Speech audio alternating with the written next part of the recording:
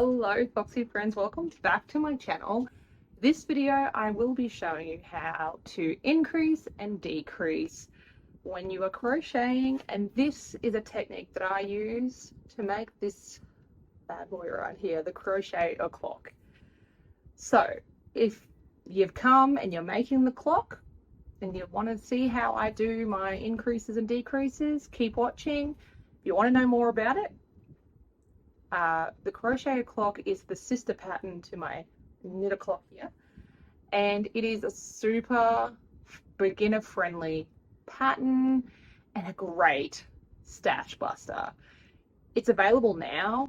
Go check out the pattern in my shop and you can see for yourself. My testers did an amazing job, as you can see, and they just loved the ease in this pattern. It's very mindless, very repetitive, and a quick make. Go check it out. I'll stop raving. Let's get into how to increase and decrease when crocheting it. Here I've prepped two panels or two options so that you can see how to increase, decrease when you're working backwards and forwards and in the round. So we'll start with the blue panel. This is the same process for either, and it just will look a little different because one's working straight, one's in the round. This is also the same process if you're doing single crochet, half double crochet, double crochet, exactly the same process. You're just changing the type of stitch. So here I have crocheted a line of double crochets, and I'm going to show you what it looks like to increase in every stitch across the row. So I'm turning my work. I've done a chain 2 here, and we're going to use that as our first double crochet. So sometimes your patterns will call for that, other times they won't. But you can see here then that it is an increase. But this is how you do your increases. So I'm starting with my first double crochet. We're working into the next stitch here. So I've got 3 on my hook. I've done my first double crochet. I'm going to go back into the same stitch and do another double crochet. And that's literally it. That is how you increase. We'll do it again. So I'm going to put 2 double crochets into the next stitch.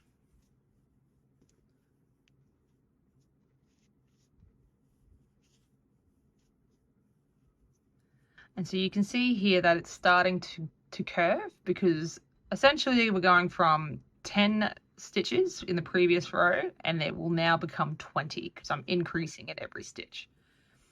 So again, I'll speed it up a bit so you can see what it looks like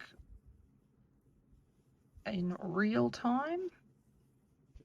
So you can see here, if we come in close, that 1, 2, 3, 4, 5. We've done 5 increases, and you can see here, if I pull them apart, that there is 2 stitches in every one. So as you can see here, that is what it looks like to do an increase. So as a basic rule, you're just putting 2 stitches into the one stitch to create that extra stitch, and it will grow your work. When it's in a flat panel like this, it'll make it longer. Now we'll look at it in the round. So same concept, we're going to do 2 in the first stitch. Now some people like to do a slip stitch and then chain to start the next round, but if you're following along with my knitting machine, my Crochet O'Clock, I work it as a continuous round, hence the use of a stitch marker. So we're finding that first stitch and we're putting 2 into that first stitch. Now I'll just take off this stitch marker, I'm going to replace it. So you can see here 1, 2, and I'm going to mark the first stitch of this round.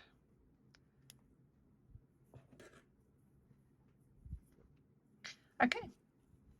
Now, for the purposes of this video, I'm going to increase in every stitch so you can see what that looks like. So we've done the first one. I'm going to go into the next one. Increase, increase. So it will increase this circle by 10 stitches, which will make 20 stitches towards once I reach the end. I'm going to stop there to show you what it looks like.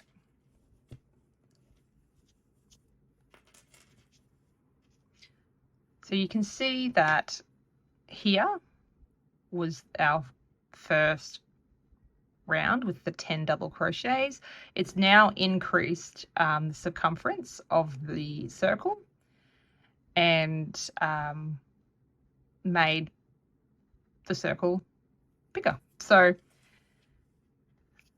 if you're looking to increase a round or object, it will, by increasing it like this in the round, it will do that. Same goes when working in a panel. You'll be increasing the width. So I've just frogged the increases that we did because I'm not about wasting yarn. Now I'm going to start with a chain 2. Oh, that's a chain 3.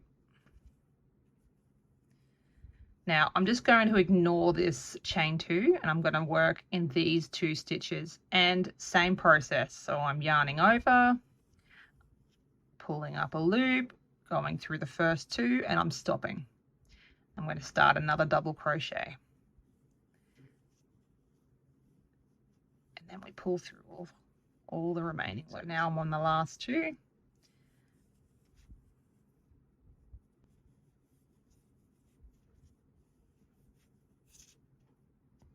Now you can see here that this is also creating a shape.